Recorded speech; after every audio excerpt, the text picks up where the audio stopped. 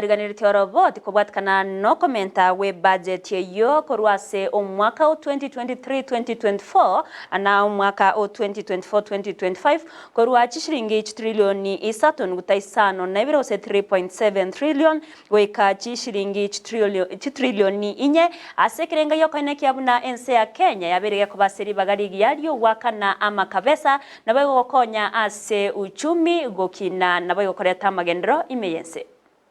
Umawaziri bw'ekibesa Professor Njuguna Ndung'u nigabwatoka budget y'omwaka bw'ekiribibire 2024 lituko lyarero. I inform this House that the government plans to establish a pending bills verification committee to carry out a thorough analysis of all stock of pending bills for the period 1st July 2005 to 30th June 2022. And formulate measures to stop accumulation of pending bills going forward.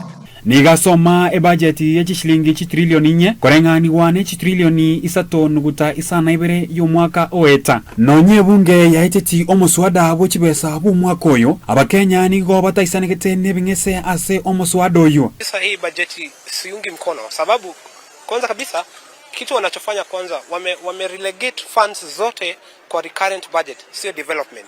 Na kila mwananchi anahitaji ni development. Kila mwananchi anahitaji ni kuona kwamba barabara imetengenezwa, hospitali kuna madawa, lakini kama sasa hivi tunavyoongea 700 billion kati ya 3.92 trillion ndio pekee wametenga kwa development. Kuonyesha hiyo nyingine itaenda recurrent na expenditure zao wenyewe.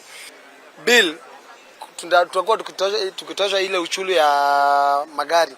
Mimi naona hiyo inaturudisha huko nyuma shamba juu sasa nikiambiwa nianze kutoa taksi ya gari ile pesa ile kiwango yenye nitakuwa nikitoa hakuna kitu nitakuwa nikipata. So hii serikali ilituahidi itakuja kutuajili kazi. Sasa imekuja kutukuguza na kuturudisha nyumbani. So mimi niko na hiyo tuko na huzuni kwanza sisi wenye tunafanya hii kazi ya magari na pia tunaona hata wengine lakini mimi naona tumefinyika na tutaenda nyumbani sasa. For the welfare of the society and the just government of the people of Kenya, I rise to oppose. For the welfare of the people of Kenya, that qualifies them to eat well, eat a meal or 3 meals a day. That is the way to make the welfare of our people better. And for the welfare of the society and the just government of the people, it is our business as a the representative of this house to make sure that our people live happily, improve their welfare, and make them feel they are sovereign according to the Constitution of Kenya.